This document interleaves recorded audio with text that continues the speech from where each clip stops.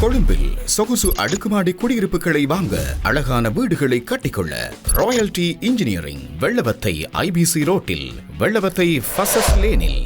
வடக்கு மற்றும் கிழக்கு கரையோர பகுதிகளை பாதுகாப்பதற்கு அதிகபட்ச நடவடிக்கைகளை எடுக்குமாறு ஸ்ரீலங்கா ஜனாதிபதி அனுரகுமார திசாநாயக்க அதிகாரிகளுக்கு பணிப்புரை விடுத்துள்ளார்.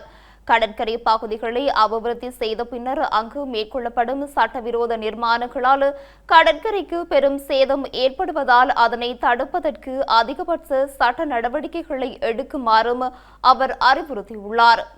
சுற்றாடல் அமைச்சுக்கு 2026ஆம் ஆண்டில் ஒதுக்கப்பட்ட வரவு செலவு திட்ட நிதியின் கீழ் நடைமுறைப்படுத்தப்படும் திட்டங்களின் முன்னேற்ற மீளாய்வு மற்றும் 2027ஆம் ஆண்டுக்கான வரவு செலவு திட்டம் தொடர்பான கலந்துரையாடல் நேற்று பிற்பகல் ஜனாதிபதி அலுவலகத்தில் நடைபெற்றது.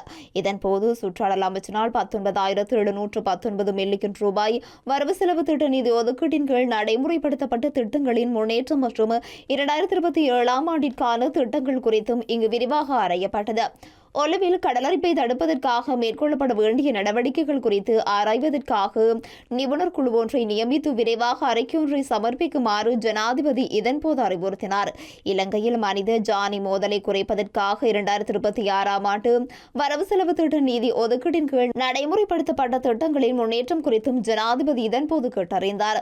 மந்தகதியில் இடம்பெறும் இந்த திட்டங்களினால் மனித உயிர்களுக்கு அச்சுறுத்தலாக அமைகின்றன என்றும் தேவையான நிதி ஒதுக்கீடுகள் செய்யப்பட்டிருப்பதும் திட்டங்கள் தாமதமாவதை ஏற்றுக்கொள்ள முடியாது என்றும் ஜனாதிபதி சுட்டிக்காட்டினார்.